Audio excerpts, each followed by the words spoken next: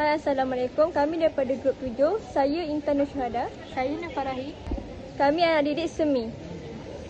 So, hari ini kita akan terangkan teori mengenai Ohm's Law. Untuk Ohm's Law, macam yang kita tahu, at a constant temperature, V pressure difference is directly proportional to the I current. Jadi, untuk cari effective resistance dia, kita kena tambah. So, efektif sama dengan R1 tambah R2 tambah R3 dan seterusnya. So, untuk objektif kita kali ini, yang pertama kita verify Ohm's Law, and second untuk determine the effective resistance of the resistor. Dalam video tadi kita tunjuk yang Farhin ada tunjuk macam mana untuk cari nilai value of resistor tadi.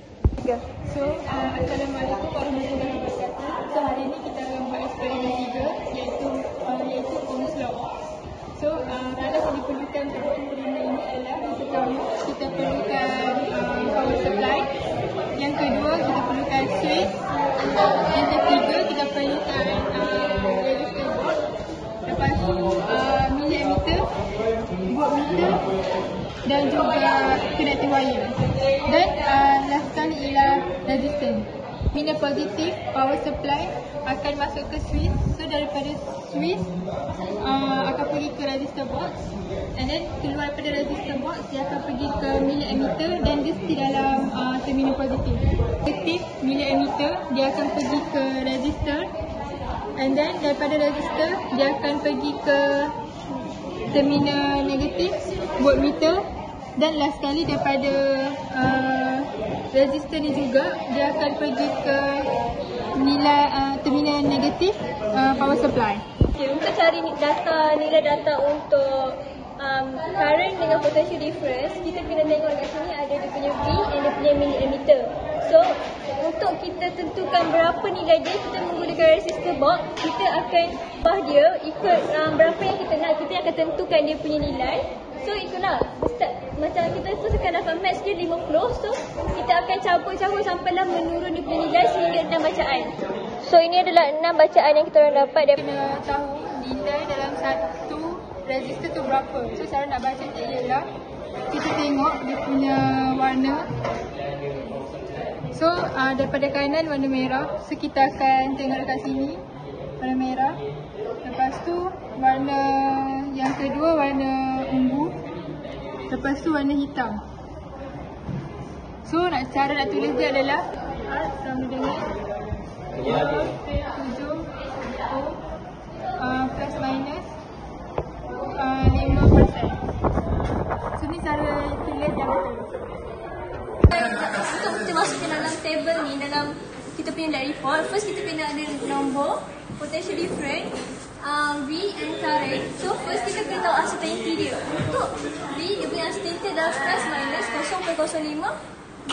And untuk current adalah plus minus 1 millimeter. Macam kita dapat 1 tu daripada senggat terkecil dia adalah 2 and kita bahagikan dengan 2. So kita masukkan nilai yang kita dapat daripada buku yang kita dita tadi. So pastikan dia punya uncertainty dia sama. Kalau 2.0 and sebab ni kan tak ada titik plus, so tak ada titik plus. So, macam kita tahu, Ohm's Law, dia punya teori adalah V directly proportional to the I.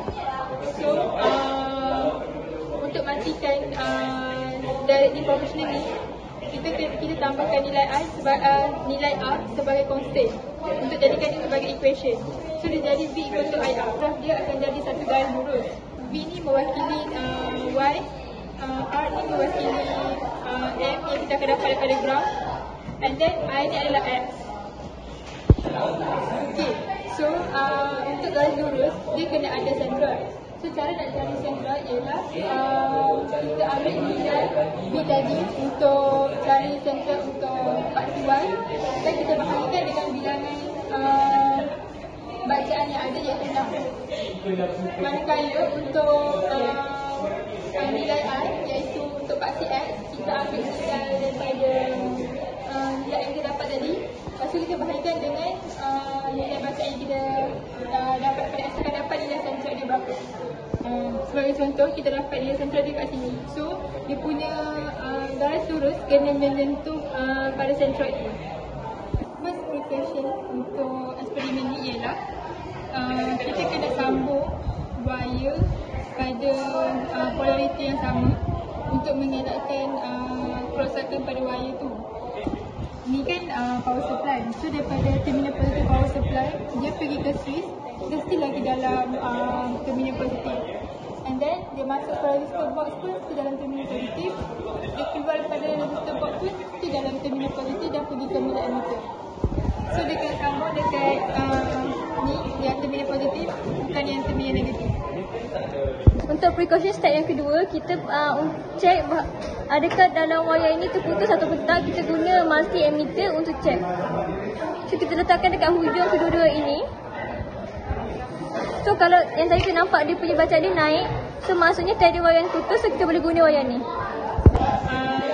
Untuk sebuah area yang pertama, kita kena susun data dalam isuran yang betul macam dalam gambar, supaya tak berlaku kesalahan semasa bacaan.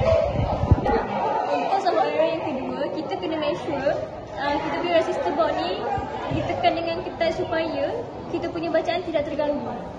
Kita ada dua composition. Yang pertama untuk verify ohm box, and kedua untuk verify resistor value. So kita dapat value of the resistor 7 ohm plus minus 5%.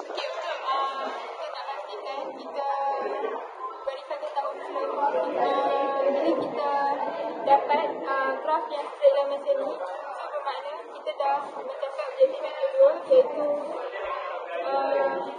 V equal to I, V directly proportional to the R. Verify data Ohm's law tu, kita akan dapat graf macam ni. So bila kita akan dapat graf macam ni, bermakna kita dah verify Ohm's law dan kita memenuhi objektif yang pertama.